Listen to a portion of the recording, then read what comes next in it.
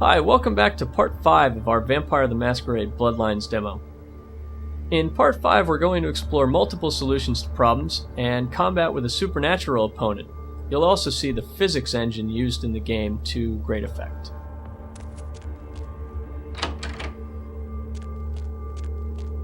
Now we're in the abandoned Chinese theater where we've been told the gargoyle that we have to deal with is...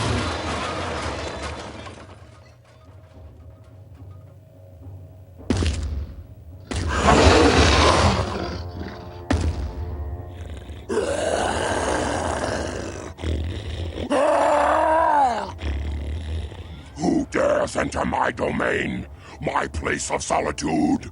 I will smash you, crush you, tear the flesh from your bones.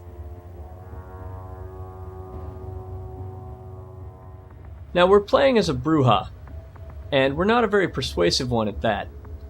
So we're going to try to see if we can talk the gargoyle down, but I doubt we're going to have much success. But we'll try. And we'll ask him, we'll say, wait, I'm not here to fight you.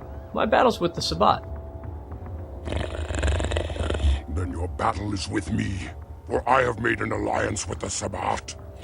In return, they leave me in peace, and I fight for them when it is necessary. Well, it looks like this probably isn't going to be very successful, so I guess that means it's go time, Ugly.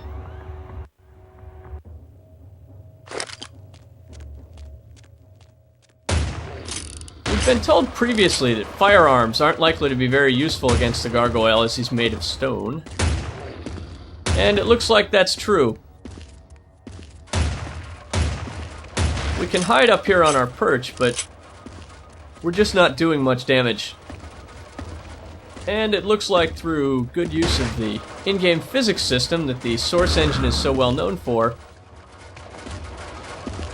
the gargoyle's gonna make it pretty difficult for us to do anything as well.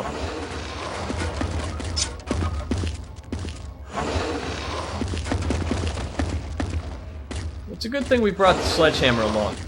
He's tough, but as a vampire we're pretty tough too.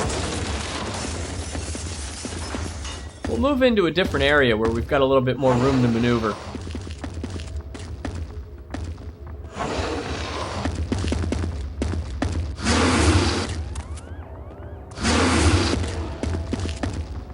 Now we're doing a little damage. That hurt him. Let's apply potence to the mix as well.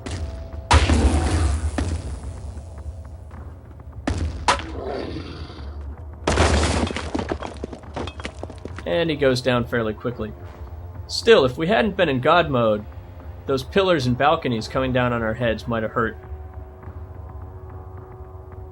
We've given physics a role in the game by augmenting the environment and allowing items in the environment to be both real hazards and potentially useful items for the player.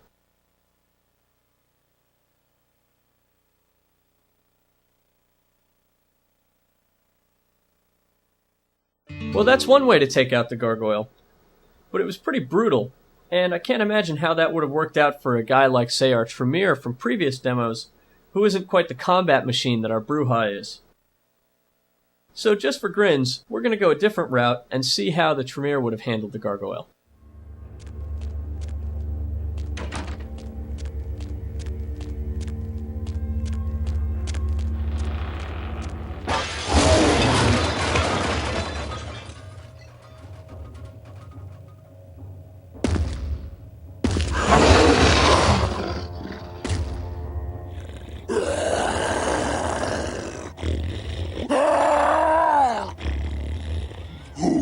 Enter my domain, my place of solitude. I will smash you, crush you, tear the flesh from your bones. Since our Tremere is a little bit more persuasive than our Bruja was, we'll take a shot at it again and tell him, wait, I'm not here to fight you. My battle's with the Sabbat. Then your battle is with me, for I have made an alliance with the Sabbat. In return, they leave me in peace, and I fight for them when it is necessary. Now this time we've been given a blue persuasion line as we are more persuasive, so we've got a better chance of succeeding here. And we'll give that a try. Say your alliance can be nothing but temporary. The Sabbat will betray you. How do you know this? Now we've got 4 possible options here. Just because our persuasion line got our foot in the door, that doesn't mean we automatically persuade the gargoyle, so it's still up to us to choose the right option, if any of them are going to ultimately persuade him to leave us alone. This guy's a fairly simple guy, so let's try some fairly simple logic, and just tell him the first option. They're black-hearted and evil like those who created you. I believe your words, kindred. I will leave you to your mission and speak no more with the Sabbat.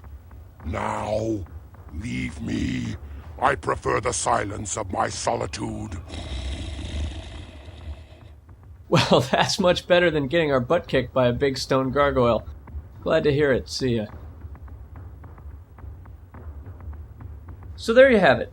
Again, a hallmark of a good RPG is the ability to solve problems in a variety of different ways. If the Brujah's social skills had been up to the challenge, he could have talked his way out, but it might have been tougher for him to get through the Sabbat vampires if he hadn't put so much experience into his disciplines and brawling combat skills. Between all of the players' choices in the game, clan and character selection, spending experience, what quests you undertake and how you solve them, your dialogue choices and who you ally with or betray, and which are the number of possible endings you experience as a result, you'll have a lot of replayability here. That concludes Part 5, our last part of Vampire Masquerade Bloodlines demo. We hope you enjoyed it. Thanks a lot.